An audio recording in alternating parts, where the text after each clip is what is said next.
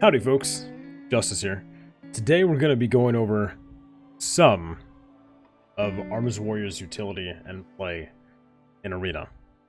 Now, when it comes to being an Arms Warrior in Arena, it might not be as chunky damage go-getter like you might think. A lot of it's going to be kind of passive plays and they're waiting for the right opportunity to strike. That's a lot of it. Add some very consistent pressure to your targets, get your interrupts off, get your CCs, very good communication with your partner, and try to find the right opportunity to strike and when to make good switches and calls. So, in this little bit of intro, we're going to go over the talent options and Azerite options, as well as some of the Azerite traits that you can go for. There's actually a pretty open spectrum, and again, this is coming from a guy that is not a hardcore PvPer. If you're looking for some Gladiator content, it may not be here. But if you're just getting into the groove of things for Arena, this might help you out a little bit. So, first thing we're going to go into is talents, right? This is the default that I have going into every single Arena match. The default. Like pretty much what you're playing against. There's a few things you change up every single game based on the composition, but this is what you run for the most part. In the first row, you have War Machine, right? It's not really that useful because you're not going to be landing a lot of kills on targets, and so you don't really get that extra rage bonus or the movement speed from getting that kill. What you do gain is having the auto attacks give you more rage, which can be beneficial. And Skull Splitter, it's good for that chunky extra bit of rage, but not used all the time. What I personally like to use is Sudden Death. If you don't know what Sudden Death does, right there, your attacks have a chance to make your next execute cost no rage and be usable on any target regardless of their health, and deal damage as if you spent 40 rage, which is the maximum for execute. So having that Sudden Death, you can have those kind of banked up and ready to get a target into execute range to continue it, or just add that little bit of extra spiked pressure. In the second row, you have Double Time, Impending Victory, and Stormbolt. You're almost never, and the reason I say almost never, going to want to be anything other than Stormbolt is because there are some cases where, if you're playing low MMR, you can chase down a druid confidently, or chase down a monk. But when you get up in that higher tier, they're going to be able to outplay you really, really well. You're just going to get kited. So you can, if you're going for a fun time, not a long time, double time it, but you should be using Stormbolt all the time. It's a 4-second range stun. It also does a little bit of damage. You want to be able to have those Stormbolts lined up for your off targets to peel for your healer, and maybe for your main target to land a kill.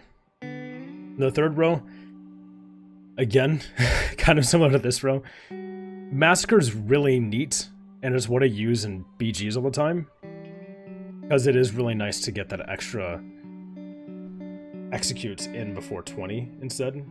Execute now is usable on targets below 35% health instead of 20% health. But, with that said, Rend is just such a good constant bleed that you can have a target. Rogues running away, targets running away at 10% health. That Rend tick can make a game a win.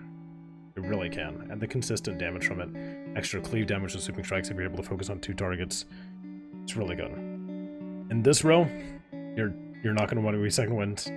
You're not going to get a chance to do that unless you're messing around with some scrims and trying to kite somebody. Bounding Stride, yes, it does add more mobility to you, but nothing's as strong as Defensive Stance. Defensive Stance is just too good.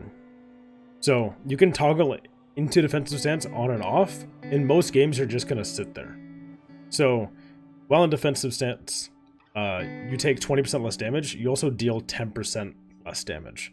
So the defensive that you get out of it is way better than the damage reduction hit that you take, right? It's worth the trade-off for sure.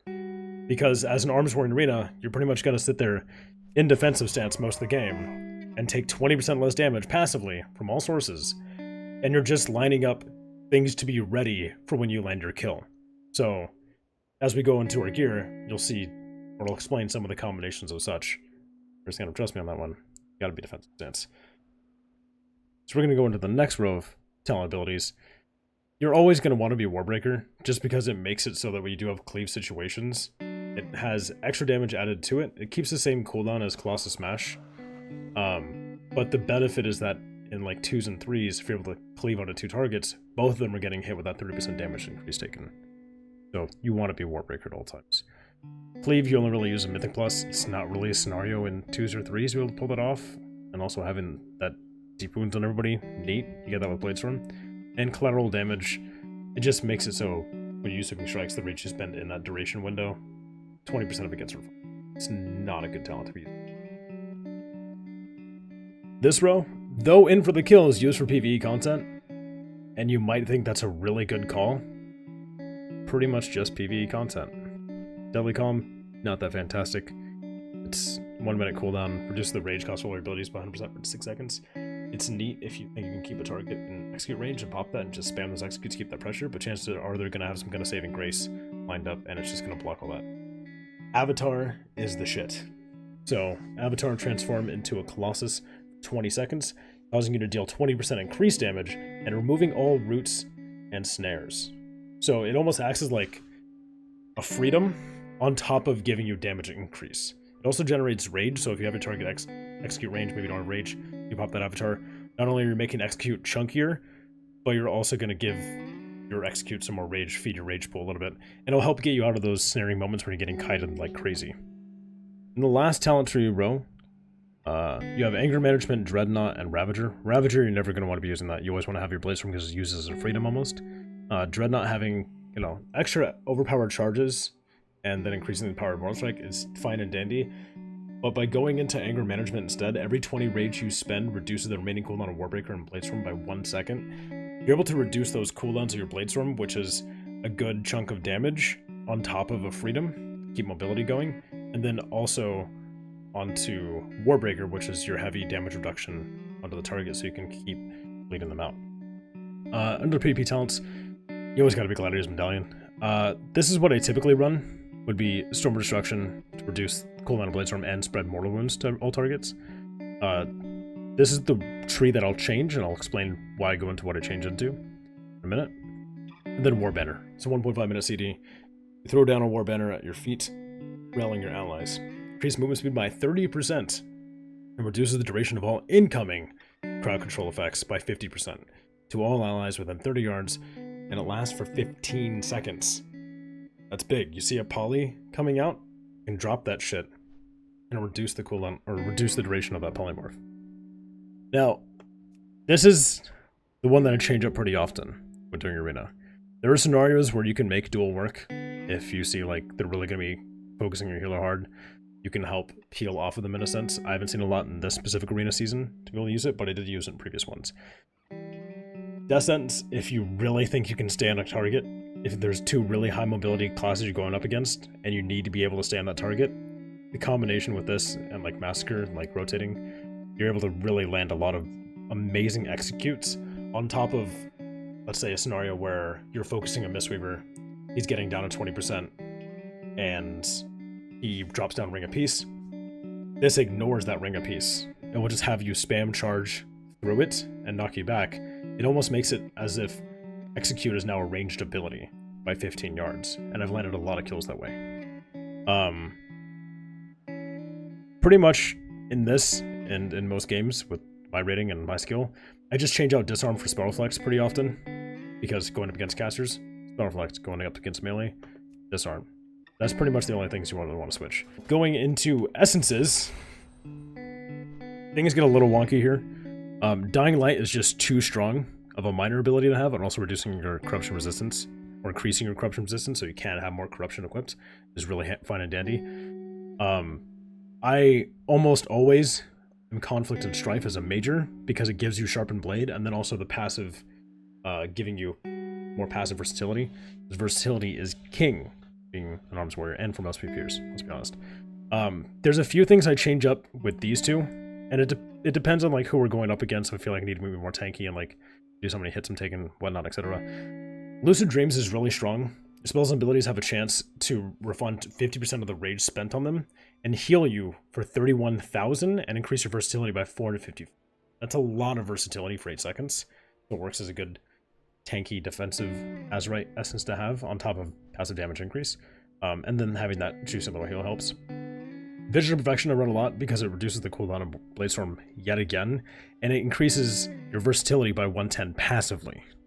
Whenever you activate Bladestorm, you immediately heal for 5% of your health, your maximum health. Really strong. The combination of those, Bladestorm's on a 45-second cooldown, and then also with Anchor Management, it can make it, depending on like how quickly you're spending your rage, almost up to like a 30-second cooldown. You can refresh.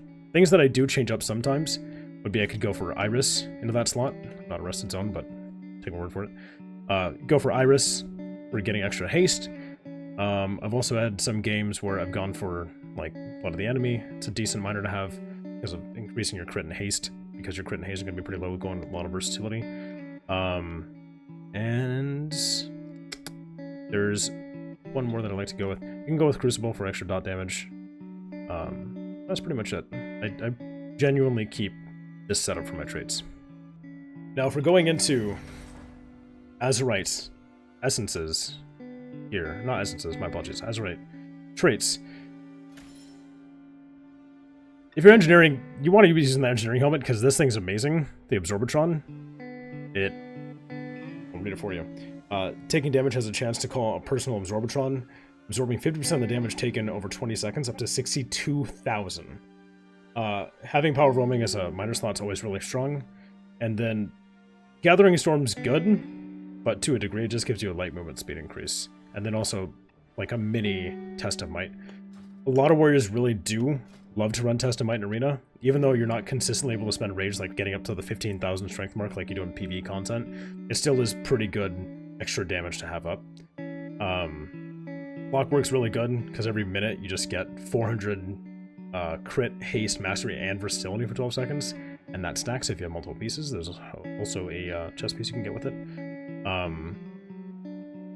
The thing that you can also spec for, and this is really funky, is actually, and I believe I have it in my inventory here for my prot set. Bear with me. Bloop. Bastion of Might. So when you use Avatar, your mastery is increased by 730 for 20 seconds. And instantly grants you Ignore Pain. As you can see, we don't have Ignore Pain, not until Shadowlands. You can spec prot and then talent a piece of armor that you're setting up for arms, just so you can spec for Bastion of Might. Because mastery is heavily inflated as an arms warrior, so with 658 mastery, I'm almost at 200%. So that makes it so all your deep wounds are just ticking really, really gnarly when you pop Avatar, and that's going to be when you're using a lot of your damage increasing toolkit, like all your big DPS spenders is when you pop Avatar. So you also can go for Bastion of Might as an essence option. So you can start looking for some pieces, hunting them, Bastion of Might, and as you can see, I have 3 of them. But they don't have the best things on them as secondaries. I don't want to use them for Arena. The other really, can't stress enough, really good trait to have is Crushing Assault. Your melee attacks have a chance to increase the damage of your next slam by 25,000 and reduce the rage cost by 20. You're not hunting for the rage cost reduction. It's that slam out of nowhere, which procs pretty frequently, that would just deal an extra chunk of damage. And that stacks. So technically you can make it so on those proc slams, it's 75,000 extra damage. And then also crits. Azurite traits are cool and all. We're going to go over the most important things to have as an arms warrior doing Arena, as you're climbing and what. You need a Cut of Death, because that proc is just too good. This is the one that I happen to get super lucky with. Not with the Corruption Sense, but whatever. It's neat. It's just too good. Your melee attacks have a chance to make the enemy bleed for 104,000 physical damage over 12 seconds. You're healed for 101,000 when an enemy dies while bleeding from the cut. So if the heal effect doesn't matter too much in Arena, but it's the ticking dot that's just absolutely disgusting, and you'll see that later. 2 on use trinkets are really, really handy in PP right now, and also disgusting and make me feel like they're a person for using them. But the remote guidance device, it launches a bicycle at the target and chunks them for a decent amount of damage, 80,000. So you can see right here, just pop it right over this dude. Nope. Obviously it says 5 million because I'm over in Draenor, but it's a ranged ability, extra bit of damage. And what that allows is when you're getting that target towards your execute range, you're really dishing him out. He's at 40%, 30%, you pop that, or Drestigath, which we'll go into in a second, and it will help you get to execute phase to land that kill. Or you could use it when they're at execute range. Maybe you get a few executes off, they're at 10, chunk them to death with it. The other on-use trinket we use is Spine. On-use effect, minute 20 cooldown. These are both really short. It's a 2-minute cooldown, a minute 20 cooldown. Cause an eruption of opponent's spines, attacking all enemies within 116... Oh, all enemies, sorry, not within yards. All enemies for 116,000 physical damage. On a minute 20 cooldown, that's really, really short. So you can use that pretty frequently in Arena. The thing to keep in mind is, if you use these on multiple targets, if you're cleaving on 2, it's going to split that damage up. You want to save it for when they're isolated. The only other trinket that I would be using in PvP, and it's really weird, this is a personal preference, is Safeguard. And the reason why is mostly for rogue mage teams that we go up against. So rogue mage is really strong. If they get their wombo combo of being in smoke bomb and then their proper remote guns device and they have a greater pyro go off, this can save you if your reaction times are not quick enough. So I personally like to spec for this, or whip it, when going against those double DPS teams, and that Safeguard has saved me numerous times, and then also helped land us a win. Some of the corruptions you want to go for, Infinite Stars and Twisted Appendages.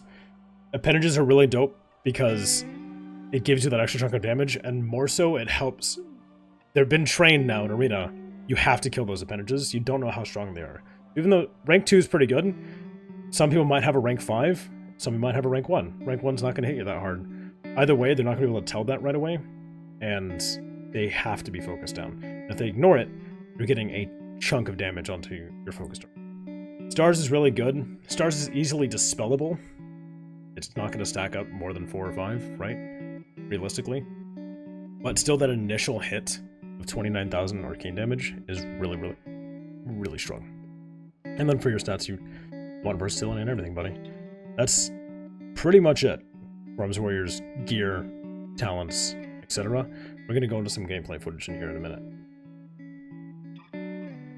So, in this game, it's actually a mirror comp. So we're also going up against another Arms Warrior and a Holy Paladin. The goal here, you never want to be the first warrior to charge in, since you're not running double time in Arena. You want to have them bait and use their charge. Yeah, they get rage, but they're spending their mobility right off the bat. So there we go. He ran in for the charge. I'm already sitting in defensive stance, and I use my charge to go over to his Paladin. Now, by staying onto his Paladin, since seeing that I'm the focus target of that warrior, I'm able to get a lot of cleave in by staying on my Paladin. So I have Sweeping Strikes up, pop my Avatar, get some rends going, like cleave that rend, and I'm able to just AoE, or cleave, really hard for a majority of this game, and stress out that healer double the time, right? We're maximizing it, making him stressed out. Like, the cleave onto the warrior isn't mattering too much, but it's just enough the Paladin has to not worry about himself, but also his teammate. So, by getting all that heavy cleave in the long run, it makes it a better play. So cleave, cleave, cleave. We're going to try to force this guy to bubble. He had cut up rends and lost a smash. There it is. There's the bubble. Switching the warrior just for a split second, just to kind of confuse the Paladin into thinking that that is my next target because of bubble. I'm going to ignore him. Not the case. Going to stay on him pretty hard. Lining up things. I see that I have Just to Death up in 8 seconds. Got a Stormbolt. I don't want to wait for charge. Left in there. Cut stealing. It's fucking damage right there. 41k crit off just one of its ticks. Absolutely beautiful. So in this match, we're going up against a Fire Mage and Holy Paladin.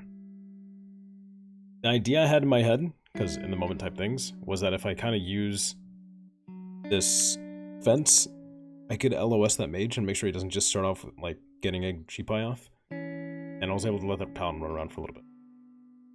You have to stay on these major casters as a warrior in 2s.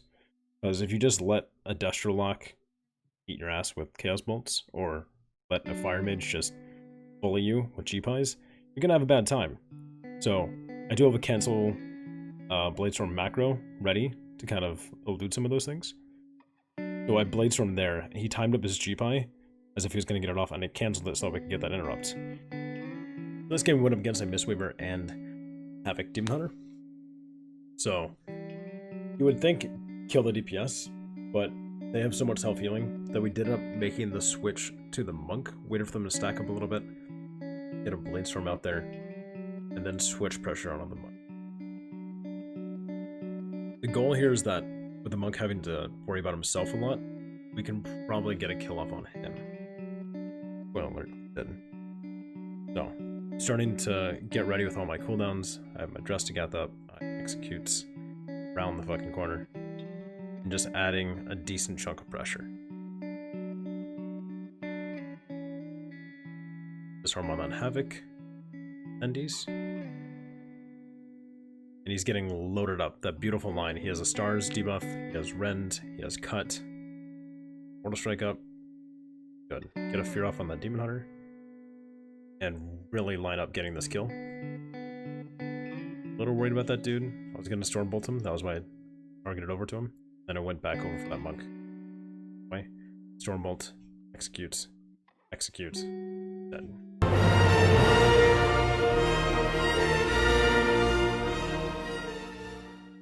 Being a warrior in 2s, especially with the healer, you basically really just have to care about positioning.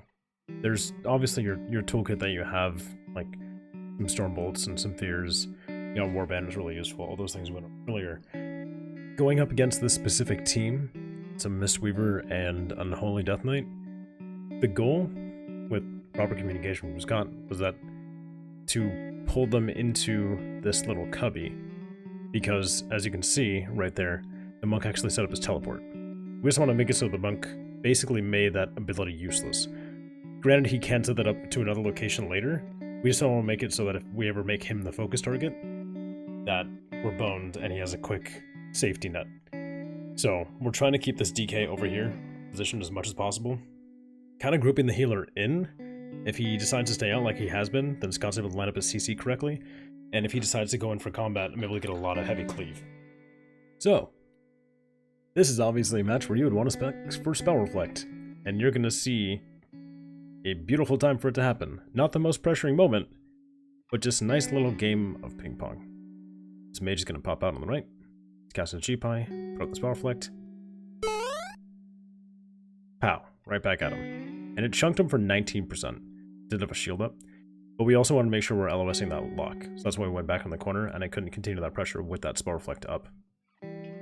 Rogue Leap. You have to stay on those casters. Granted, there's 2 here, but we're staying on that mage. The mage is a little more threatening with G-Pie than the lock with Chaos Bolt. So with Chaos Bolts, Scott can take care of that lock pretty easy. He doesn't have a lot of mobility like the mage does. And as long as I use all of my abilities correctly, I'll be able to land this kill. Got some pets, eating my ass a little bit, getting low. Scott's got me with those heals. I popped my 2 defensives. I bull rushed, just get some kind of interrupt of their cast off. I'm on Tarn, aren't they good in arena? But you know what? Try to make it happen. Open up absolutely every damn ability because I'm fat fingering everything and get that kill.